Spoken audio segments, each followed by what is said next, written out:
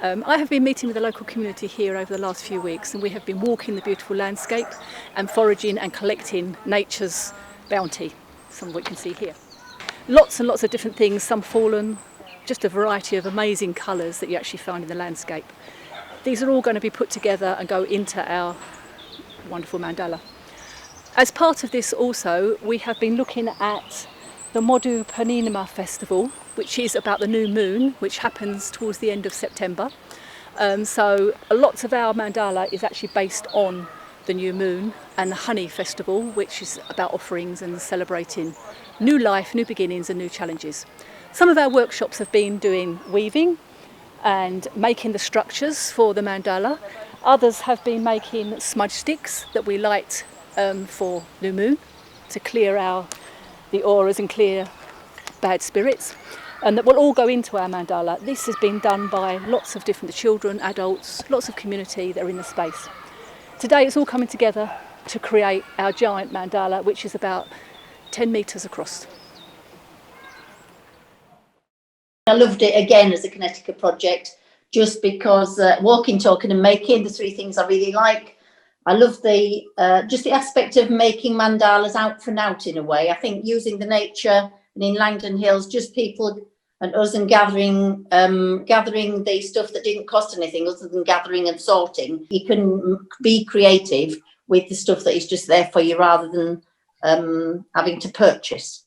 My highlight was probably the day we did yes, of course, like Hazel said, it's making things from nothing, from what's there, just reordering it. Yeah, it's just beautiful things made. But was probably the moment when we worked with La Dance Festi, when we had all those Down syndrome children that went foraging, but actually learning. She kept coming up to me over and over again. What's that word again? By the end of the session, she had learned to say mandala. That was just like, bless her. She was just, and she went up to her mum at the end and was just like, we've made mandalas. And I just think, oh wow. So we've had a really fantastic few hours this morning, and we've made this mandala at Langdon Hills with a wonderful team, and none of it would have been possible without the support of the Langdon Hills team. And I'm just going to have a little word with Bob here about what kind of materials have gone into making this mandala and where they've come from on site. Well, predominantly most of it was from the conifer that fell down a few weeks ago in the park or in the yard.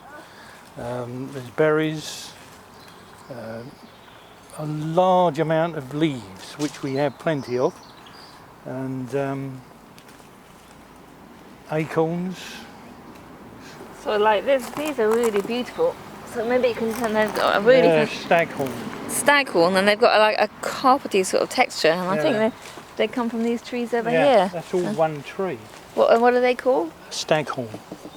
It's quite impressive, and it gets quite large as well.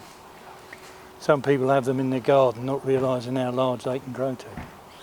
I think you've done a very good job today. Well, it's very beautiful, and it's really fantastic here. So we've been working together with you on a few things at Langdon Hills, and it seems like it's a fantastic space. So perhaps you could tell us how the park gets used and how important it is, I think, very important for people to get out at this time. It's 400 plus acres of ancient woodland, open spaces. During the epidemic, it's been busier than usual. People have really appreciated the open space and the amenities. It's a tremendous place, and just sitting here this afternoon, you can appreciate how nice it is, and may long it continue.